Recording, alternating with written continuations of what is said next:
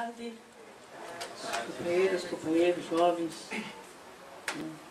universitários, professores. Eu sou Fernando, agradeço o convite e, coincidentemente, nós estamos nos encontrando para dialogar num momento de muita perplexidade. Tenho certeza que cada um de nós está aí a remoer na sua consciência, nas suas análises, o significado desses dias que revolucionaram o cotidiano. Uma expressão, um movimento que expressa uma reação política, né, da sociedade, ou de um largo, amplo segmento da sociedade, né, caracterizada sobretudo pela presença de jovens, da juventude, que equivocadamente se imaginava que essa juventude estava, né, desinteressada, alienada, no gozo do consumismo, ou pelo menos lutando para entrar nele, e de repente explode um movimento de massa, né, absolutamente contraditório ao que se espera de uma ação política nos moldes tradicionais, costumeiros, de uma ação organizada por lideranças, por partidos, outras organizações da sociedade, que nem sempre suscita, mobiliza a vontade da maioria ou a expressão da maioria, como se deu nesses dias em relação a essa explosão, né, que, a meu ver, anuncia grande descontentamento na sociedade, de um modo geral, porque a gente assistiu também manifestações ou envergonhadas, ou amedrontadas, ou de alegria, de adultos, de pessoas no entorno do movimento, e que celebravam a decisão dessa juventude de vir para as ruas para manifestar um descontentamento, né, e exercer uma pressão política que essas pessoas que celebravam e que se identificavam com essa expressão de manifestação coletiva gostariam de estar expressando e de estar pressionando. Então, isso certamente é algo que nos leva a refletir o que está por trás disso, e o que está por trás disso, sem dúvida nenhuma, é o esgotamento das instituições políticas, não só partidos, não só lideranças políticas, não só mandatos políticos, não só governos, mas todas as formas de organização social e que exercita, né, os gestos e sujeitos livres, como diz a Hannah Arendt, que a política, né, são gestos de sujeitos, são gestos coletivos de sujeitos livres, né. No entanto, essa manifestação, ela se dá de forma absolutamente inorganizada, sem lideranças, sem planejamentos, né, mas atraindo inclusive a adesão, a simpatia, a identificação de um amplo segmento da sociedade que certamente está igualmente insatisfeita, mas não encontra canais em torno dos quais essa insatisfação, esse descontentamento e essa vontade de manifestar esse descontentamento não tem encontrado nos últimos tempos ou nos últimos anos no Brasil. Eu dizia que isso tem uma explicação não plena, não completamente satisfatória a esse fenômeno extraordinário que precisa ainda de um tempo para a gente refletir, assimilar e ler com mais elementos para poder chegar a uma compreensão a mais próxima possível, né, do que esse fenômeno quis dizer ou quer dizer, mas sem dúvida nenhuma isso reafirma uma constatação já de um certo tempo óbvia, que os partidos já não dizem mais nada, né, que as lideranças políticas não exercem mais liderança, de que até mesmo movimentos sindicais e de organizações sociais, populares, deixaram de ter o protagonismo que tiveram num certo tempo, e esse esgotamento está a exigir, né, novas formas, novos modelos, né, novos métodos de ação política, não só para resolver os problemas concretos que estão na pauta desses movimentos, mas para resgatar a dignidade da política. E o mais grave nessas manifestações não é só o fato de não ter a orientação de forças políticas, de partidos políticos, de ideologias políticas, mas é a negação não só disso, mas a negação também da política, como se a política fosse uma coisa ruim, fosse uma coisa desnecessária à sociedade. Isso é preocupante, sobretudo em se tratando dos jovens, porque nós, lideranças políticas no Brasil, uma grande parte já estamos fazendo hora extra. Já estamos numa faixa de idade que já preocupa do ponto de vista quem vai nos suceder. Não para continuar o nosso caminho, a nossa ação política, até ao contrário, para mudar muitas vezes esse rumo de como se dão as ações políticas dessas lideranças políticas nos dias de hoje. E aí essa explosão, e vejam bem, onde é que se deu primeiro essa explosão? Hoje está se dando de forma mais intensa e mais forte, é exatamente nos grandes centros urbanos, nas grandes cidades, nas regiões metropolitanas, porque são exatamente nesses espaços urbanos, nessas regiões metropolitanas, de grande concentração de seres humanos e de maior ausência de condições de respeito aos direitos humanos. E um tema da nossa reflexão é a questão dos direitos humanos. Estão consagrados na Declaração Universal dos Direitos Humanos, são direitos universais, e que se concretizam, ou se atendem, ou não se atendem, no plano da política e das políticas através da resposta aos direitos sociais. Você tem os direitos humanos, esses direitos humanos se situam no plano individual, também no plano coletivo, no plano social, no plano econômico, no plano da educação, da saúde, do trabalho, do saneamento básico, da moradia. Mas a modernidade, ou a dinâmica da sociedade nos tempos atuais,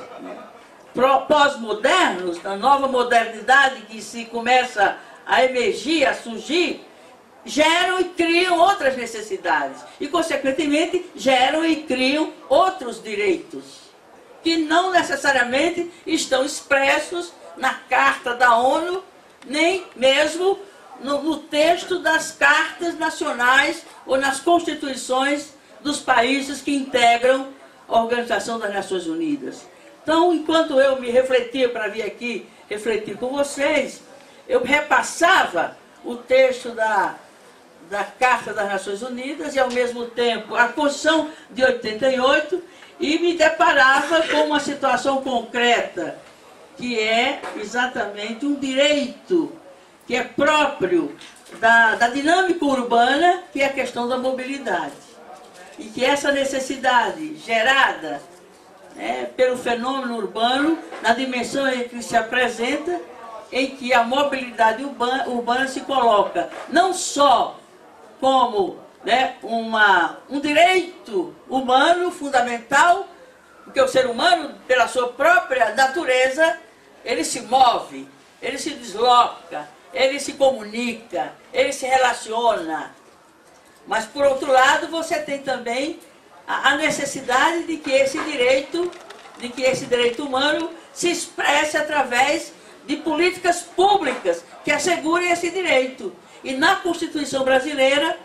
por exemplo, no artigo 6º da Constituição Federal, estão lá os direitos sociais,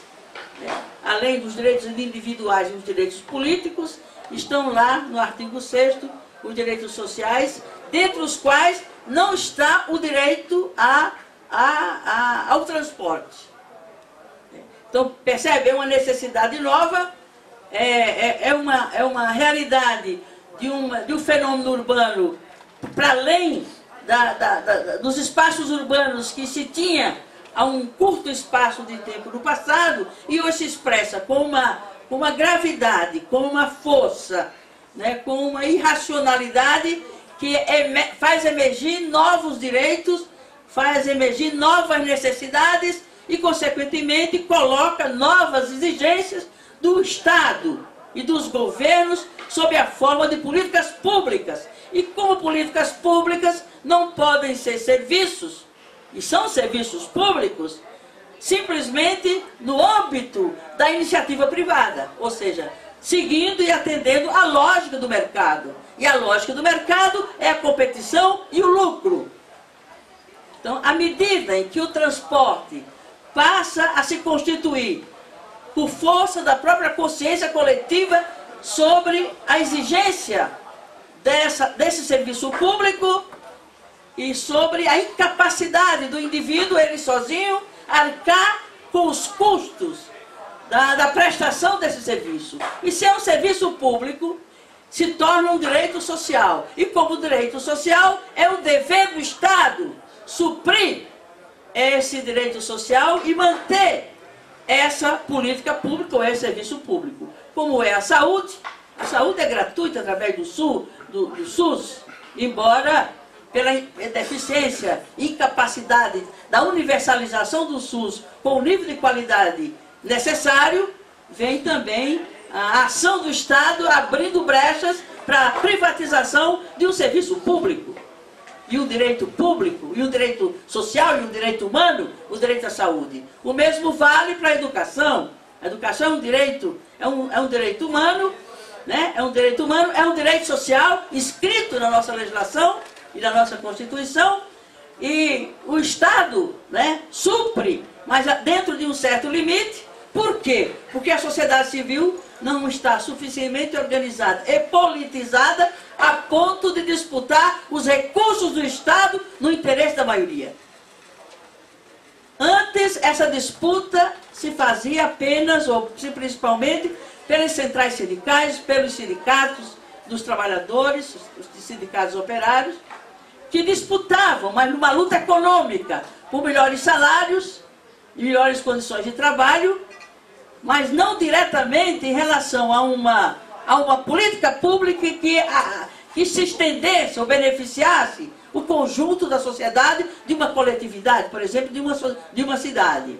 Mas se dava essa disputa e havia ganhos. As greves operárias, as greves, né, dos trabalhadores, da luta econômica por melhores salários, evidente que recaía a conquista dessa luta, né, embora a pressão fosse sobre o capital, mas quem media o capital numa sociedade de classe é o Estado. E o Estado era obrigado a ajuizar, a ser o árbitro nessa disputa capital-trabalho, né, dependendo da força de pressão dos trabalhadores organizados em seus sindicatos e em suas centrais, eles conseguiam mais no passado, né, respostas, melhorias às suas condições salariais, por força da sua pressão política enquanto organização de categorias de trabalhadores. De outro lado, você tem a sociedade civil organizada em torno de direitos sociais, não só por direitos econômicos. Por exemplo, o direito à creche para as crianças, né, para postos de saúde na periferia dos grandes centros urbanos, o saneamento, o asfaltamento nas cidades, né? E outras, assistência social para a população de baixa renda ou de renda insuficiente para a sua sobrevivência, e assistência social é um direito social e é um direito humano. Então, esses movimentos, numa fase em que eles tinham um nível de organização, de consciência de direitos e de vontade de lutar por esses direitos, eles exerciam uma pressão sobre o Estado, diretamente sobre o Estado, né, conseguindo, dependendo da força de pressão, que o Estado distribuísse ou redistribuísse de forma mais adequada, mais justa, os recursos que são de todos, né, os tributos recolhidos por todos, né, pudesse redistribuir de uma forma para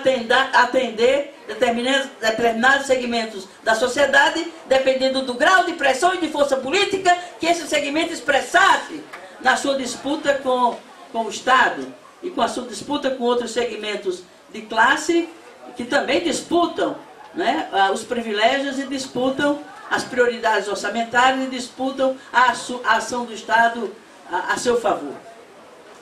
De um certo tempo para cá, e eu situo esse tempo, e eu até gostaria de refletir com vocês para testar essa minha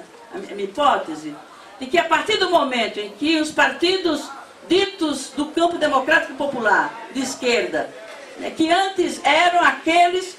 que conduziam as pautas de luta dos segmentos populares, eram quem davam força política, voz política, né, e de uma certa forma função social de educação política desses segmentos, largos segmentos das classes populares, né, à medida em que essas forças se tornaram governo, de uma certa forma, ao se tornar governo, se tornar o Estado, e como tal é que tinham que arbitrar essa disputa pelos recursos públicos, e aí, de novo, né, as demandas populares ficaram à mercê da correlação de forças, e certamente o outro polo tem muito mais força de convencimento do Estado e do governo, e dos partidos e do Congresso, do que os setores populares, com o nível de desorganização em que eles se encontram hoje. Quer dizer, além dos segmentos populares estarem desarticulados, desmobilizados, sem lideranças e sem uma força política que os represente, que os estimule e que os leve a pressionar o Estado no sentido de atender às suas demandas por políticas públicas, de repente aconteceu um vazio. Um vazio nessa luta e nessa disputa na relação com o Estado, porque o Estado está tão próximo desses setores populares, na sua origem, na sua história, o que não é verdade quando ele se tornou governo, quando ele se tornou poder. De outro lado, você também tem o movimento sindical, porque também, originário do movimento sindical, os dirigentes de hoje, de uma certa forma, há uma identidade de classe e de origem entre o governante de hoje e a luta sindical, a luta operária, que ele teve a facilidade de, sobretudo o presidente Lula, de colocá-los numa mesa, negociar as reivindicações e construir consensos, e tanto é verdade que os 1º de maio se esvaziaram também. Se vocês perceberem, as comemorações do 1º de maio, né, tem como centro o quê? Embora tenha um ou outro partido menor que chama para outro discurso, mas as duas grandes forças sindicais, a Força Sindical e a CUT, são duas grandes centrais que agregam a maior parte das classes trabalhadoras. Eles comemoram com grandes shows de artistas muito bem remunerados e com sorteios de automóveis, sorteios de apartamentos. Portanto, não tem nenhuma palavra de ordem, que era o que dava tom às festas dos trabalhadores, dos 1º de maio, que não eram festas, eram dias de luta e de reivindicação.